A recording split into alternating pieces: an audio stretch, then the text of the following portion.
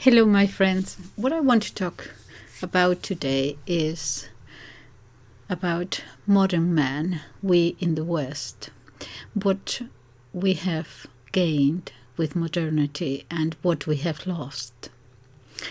Because the problem is not what modernity has given us, but what it has taken away. Because it seems as if in exchange, I don't know why we had to make this choice. Perhaps we were led to make it. But what it seems as if what we have lost with modernity led to spiritual bankruptcy.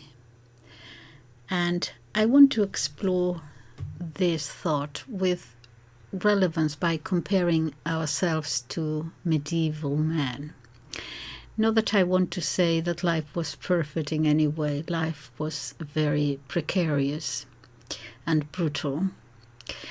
But they seem to be at the other end, at the other opposite end of where we are now, today in the West.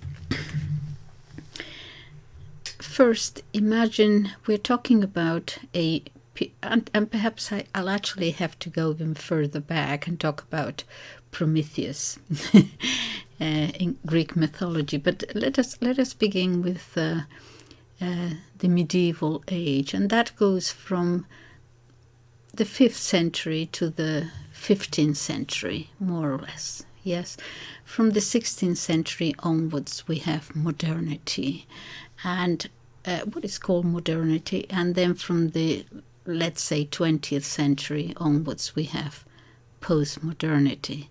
Let's go to to that medieval time.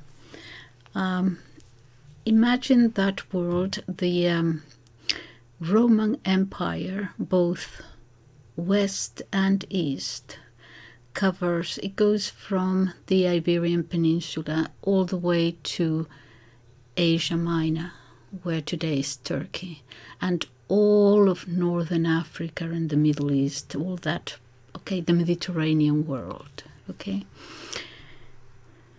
Now, the Eastern Roman Empire, the Byzantine Empire, was perhaps much more advanced than we were in the West at that time. But in the 7th century, 7th, 8th centuries, there is an explosion with what used to be called the Saracens, and that is Islam advancing very, very rapidly. You're right. So all the North Africa is gone all the way to Asia Minor, and there is Constantinople, Byzantium Constantinople, sort of besieged for about 2 centuries, practically crouching under the table, right? But Islam is advancing very rapidly, and it comes to the Iberian Peninsula all the way to northern France. All right, so we are becoming smaller and smaller, yeah? Not only the Saracens, but also Western Europe is invaded from the north, from the Normans, which are the part of the Vikings from Norway, and also from the east, from the Slavs. Okay, the Normans and the Slavs will be Christianized. You have, as I always say, Greek thought, Roman law, and the Christian religion. Okay, so the Slavs and the Normans will be Christianized. Not so with Islam. But even Constantinople, after 2 centuries, fell. Okay, when did it fall? In 1453, I believe. Kind of officially, they couldn't hold out anymore. So then we have this very small portion of Europe holding on to this civilization of the Greco-Roman Christian world. Germania will also be Christianized, the barbarians, okay? And so then we have the Franks also, and Charlemagne, and so on. The Roman Empire will continue on with what was then called the Holy Roman Germanic Empire. All right. So here we are around the 11th, 12th, 13th century. Then we feel that we have to hold on to this civilization. A very, very small geographical area, if you think of it, holding on to that. I think it is a mistake to think of medieval man as backward and ignorant and all that we think about that time. As a matter of fact, there were we had the first universities, we had the monasteries that educated people. I have another video about how life and the village and the town grew out of those monasteries, yes, and then big cities. Then you see big cities, towns, yeah, and then we see that man, that traditional man, that what is special about him, if there is anything special about him. This traditional man, I find that he kind of knows his place in creation, as it were. He finds himself, I mean that he sees himself in a vertical way, you know, with God and society ordered in this sense. And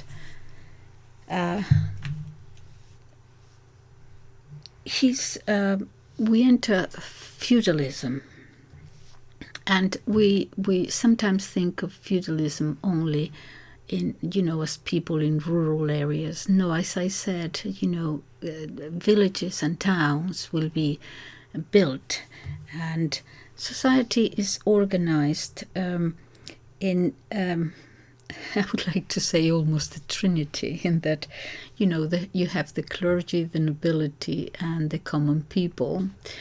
Within the common people, we also have, for example, the artisans, which are also organized in apprentice and official and master. And the knights, first you have the page and the squire and the knight. And it is a world organized in terms of a certain order, but it's also a world of signs and symbols and rituals, and that a sense of mystery and wonder is there. Medieval man is not someone withdrawn to himself, looking at his problems and no, he's open towards towards transcendence, towards the beyond. When we look back, we appreciate the beauty of what they have done and the knowledge, because remember, it was thanks to those monasteries that we, you know, the translation, the Greek thought, and so on. But especially this, the sense of mystery and wonder that they have. Look at the cathedrals that they built. First of all, the more humble Romanesque cathedrals, and then the Gothics, you know, with their splendor and their light and the signals of beauty all around.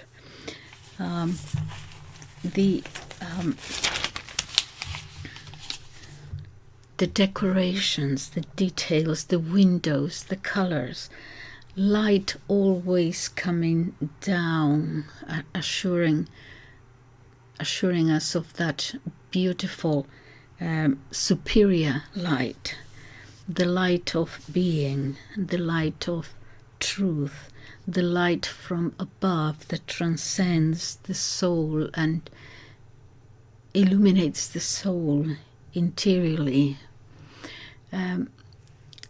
Medieval man, the common man could not read, so he learned the tradition and his culture through these pictures and these symbols. In the cathedrals you would see the pictures, the portraits, the Bible, really. So they could not read, but they could hear with the preaching, and they could see with beauty. What happened afterwards is that, I think, with the advent of the enlightenment, let's say, and that overemphasis on reason alone, that sense of arrogance that science gave us. We needed nothing else. We didn't need God. We didn't need anything. We didn't need transcendence. No, the answer was here in science. And so it's we shall not serve anyone. It's just us. We are the powerful ones. And so we began to lose the sense of wonder and the sense of the mystic and the sense of the transcendence, and we were left with pretty much ourselves. In Greek mythology, we have the, we have Prometheus. Prometheus was, let me see if I can get the book. Prometheus was the hero, some would say, and some would say the anti-hero, who rebels against Zeus, the god of gods, the father of gods. And he is the one who gives men fire, and with fire, knowledge. In other words, science.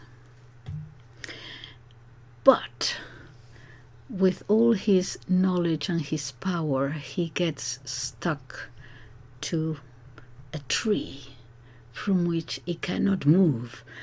This is what he says with all his knowledge.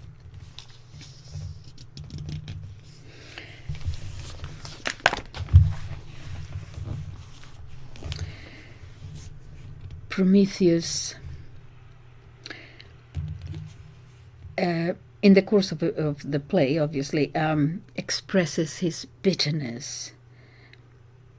He says, "Listen to the troubles that there were among mortals, and how I gave them sense and mind, which they did not have before. I shall tell you this, not out of any censure of mankind, but to explain the good intention of my gifts. In the beginning they, mortals, in the beginning they had eyes to look, but looked in vain, and ears to hear, but did not hear. But like the shapes of dreams, they wandered in confusion the whole of their long life." He's rebelling against the gods, yeah? Religion is the opium of the people, as Marx said. They did not know of brick-built houses that faced the sun, or carpentry but dwelt beneath the ground like tiny ants in the depth of sunless caves.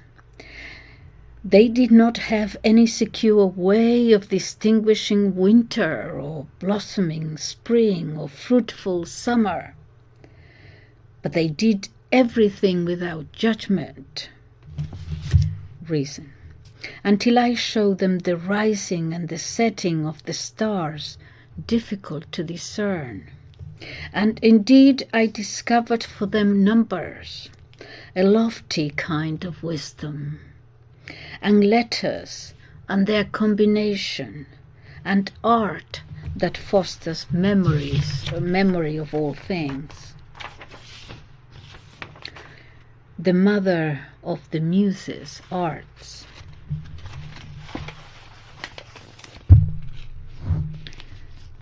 I first harnessed animals, enslaving them to the yoke to give relief to mortals in their greatest toils.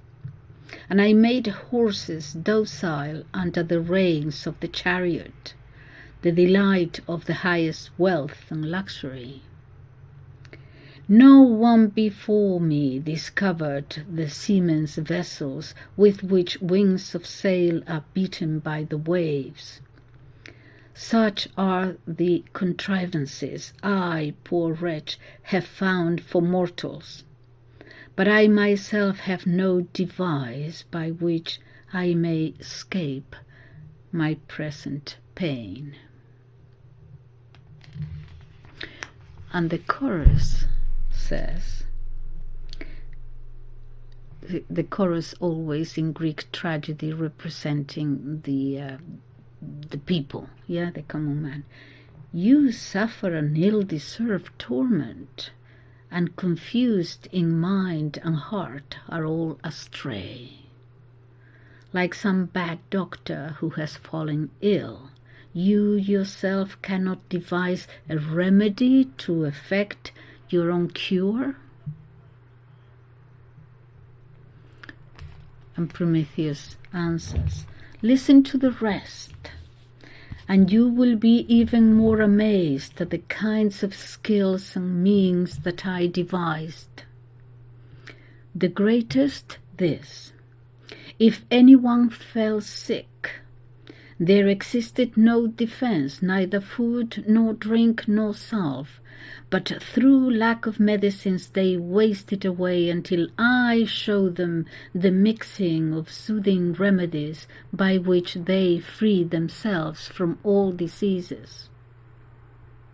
I set forth the many ways of the prophetic art. I was the first to determine which dreams would of necessity turn out to be true, and I established for them the difficult interpretation of sounds and omens of the road, and distinguished the precise meaning of the flight of birds with crooked talons. Which ones are by nature lucky and propitious, and what mode of life each had, their mutual likes, dislikes, and association.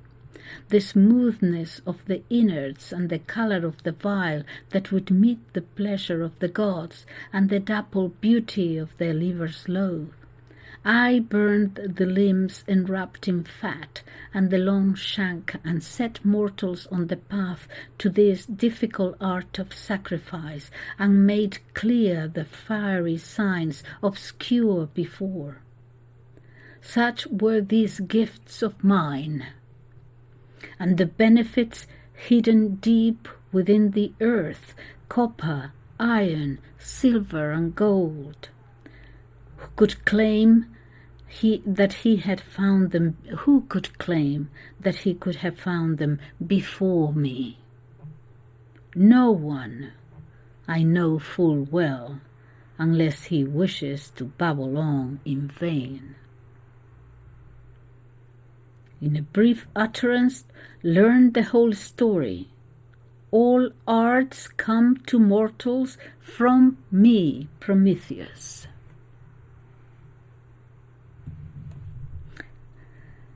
And when Hermes, Zeus' messenger, appears in the last episode, Prometheus is arrogant and insulting in his refusal to bow to the threats of even more terrible suffering and reveal his secret. And the play ends with the fulfillment of the promised torment. The earth shakes and cracks. Thunder and lightning accompany wind and storm as Prometheus, still pinned to the rock, is plunged beneath the earth by the cataclysm. There he will be plagued by the eagle, daily tearing his flesh and gnawing his liver. Prometheus' final utterance echoes and affirms the fiery heat and mighty spirit of his first invocation.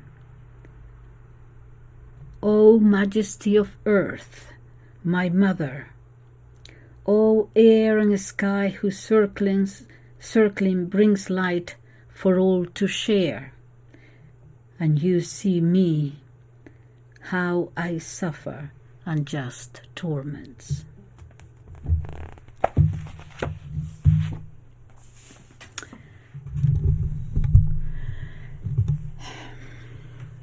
It seems that Prometheus, after he had given us in the play all kind of scientific knowledge to men, did not have an answer to himself. In other words, his words were basically, I shall not serve. I think someone else said that at some point. Thank you for listening. Bye-bye.